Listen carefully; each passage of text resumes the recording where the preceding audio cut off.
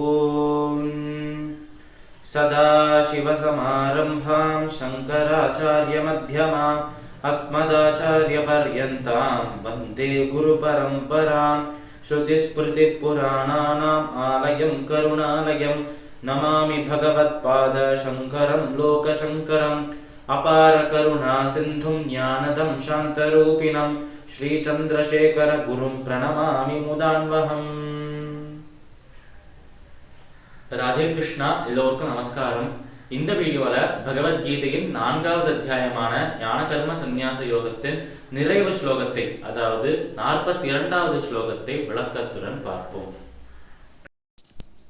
தஸ்மாதஜ்ஞான சம்பூதம் ஹ்ருத்ஸ்தம் ஞானாசினாத்மனஹ சித்வைனம் சம்சயம் யோகம் ஆதிஷ்டோத்திஷ்ட பாரத.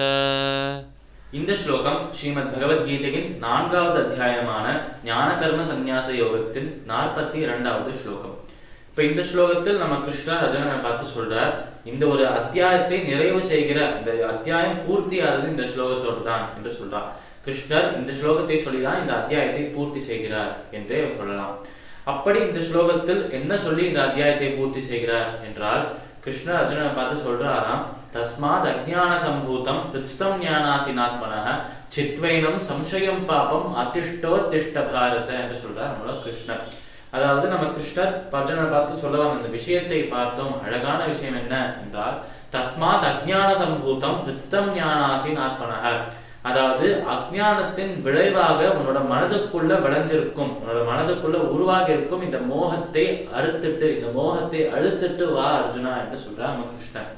இந்த அஜ்ஞானத்தினால் உருவாகி இருக்கும் இந்த மோகத்தை எப்படி அழிப்பது என்றால், ஞானாசினாத்மனக, ஞானம் என்னும் அந்த வாளை கொண்டு, எப்படி ஒரு சத்திரியனுக்கு ஒரு வாள் என்று சொன்னாலே அது போரிடுவதற்கு, அந்த எதிரிகளை வீழ்த்துவதற்காக அந்த வாளை பயன்படுத்துகிறாளோ, அது போலவே அர்ஜுனா நீயும் ஒரு சத்திரியன் என்று அந்த ஒரு விஷயத்தையும் ஞாபகப்படுத்தி அழகாக 2 விஷயத்தையுமே சொல்றார் கிருஷ்ணர். நீ ஒரு சத்திரியன், உனக்கு அந்த வாளை ஏந்தி நீ போரிடுவதுதான் உனக்கு தர்மம் என்று சொன்னார் கிருஷ்ணர். அதோட சேர்த்து உன் மனதுக்குள்ள அஜ்ஞானத்தின் விளைவாக தோன்றி இருக்கும் அந்த மோகத்தை ஞானம் என்னும் வாளினால் அறுப்பாய், அந்த ஞானம் என்ற அந்த வாளை கொண்டு வீழ்த்துவாய், அந்த ஞானம் என்னும் வாளை கொண்டு அழிப்பாய் என்று சொல்றார் நம்மளோட கிருஷ்ணர். சித்வைனம் சம்சயம் யோகம் ஆதிஷ்டோ திஷ்ட பாரத, அதனால் உன்னோட மனதுக்குள்ள அந்த அஜ்ஞானத்தின் விளைவாக தோன்றியிருக்கும் இந்த மோகத்தை அந்த ஞானம் என்னும் வாளை கொண்டு அழுத்து இந்த கர்மயோகத்தை பின்பற்றி நிஷ்காமமாக உன்னோட கடமையான இந்த சத்திரிய கர்மாவை கடமையை செய்து உனக்கு மேன்மையை அளிக்கக்கூடிய அந்த கடமையை செய்து நீ மோட்சத்தை, சுபத்தை அடைவாய், மோட்சத்தை பெறுவாய். இப்பொழுது நீ இந்த ஒரு கலக்கத்தை, இந்த ஒரு குழப்பத்தை உதறி தள்ளி விட்டுட்டு எழுந்துக்கோ அர்ஜுனா, போரிடுவதற்கு தயார் என்று தயாராக நில் அர்ஜுனா என்று சொல்றார் நம்ம கிருஷ்ணர். ஆதிஷ்டோ திஷ்ட பாரத, மனதில் ஒரு தைரியத்தோட நீ எழுந்து இந்த போரில் பங்கேற்பேன் கிருஷ்ணா என்று உறுதி கூறு அர்ஜுனா என்று அட்வைஸ் கூறுறாராம், ஒரு அறிவுரை சொல்றாராம் நம்ம கிருஷ்ணன் இந்த ஒரு ஸ்லோகத்தை.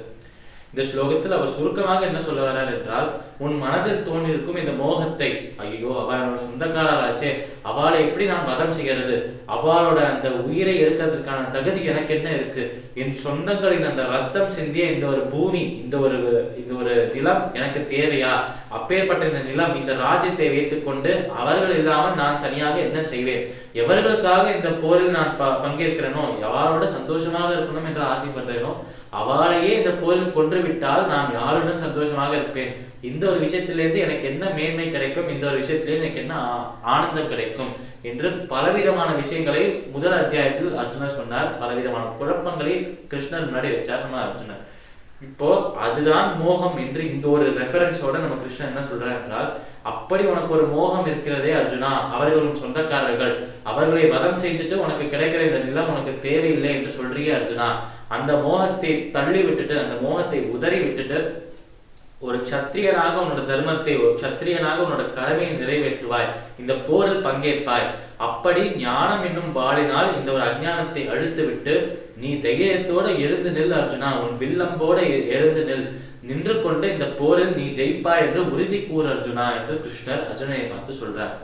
இந்த ஒரு ஸ்லோகத்தோட இந்த அத்தியாயம் நிறைவு பெறுகின்றது.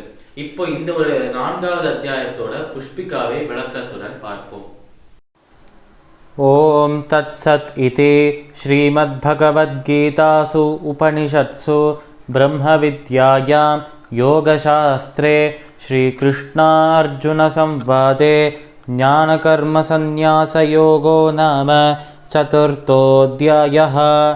கிருஷ்ணார்ப்பணமஸ்து. அதாவது இந்த ஒரு பகவத்கீதையின் பகவானின் அந்த ஒரு கிருஷ்ணராகிய பரமாத்மாவாக இருக்கும் அந்த பகவானின் திருவாயிலிருந்து தோன்றிய அந்த பகவத்கீதையின் 18 அத்தியாயங்களில் 4வது அத்தியாயமாக இருக்கும் ஞான கர்ம சந்நியாச யோகம். அந்த ஞான கர்ம சந்நியாச யோகம் இனிதே நிறைவு பெறுகின்றது. இந்த பகவத்கீதையின் பெருமையையும் சொல்றார். அதாவது இந்த பகவத்கீதையை பகவானின் அந்த ஞானத்தை காட்டக்கூடிய சாஸ்திரங்களில் சாஸ்திரோத்தமமாக இருக்கிறது. அப்பேற்பட்ட ஒரு உத்தமமான பகவத்கீதையில் இருக்கும் 18 அத்தியாயங்களில் 4வது அத்தியாயமாக இருக்கும் ஞான கர்ம சந்நியாச யோகம் இனிதே நிறைவு பெறுகின்றது என்று சொல்லி இந்த ஒரு அத்தியாயத்தை நிறைவு செய்கிறார் நம்ம கிருஷ்ணன். சமஸ்த லோகாः சுகினோ பவந்து. சர்வம் ஸ்ரீ கிருஷ்ணார்ப்பணமஸ்து.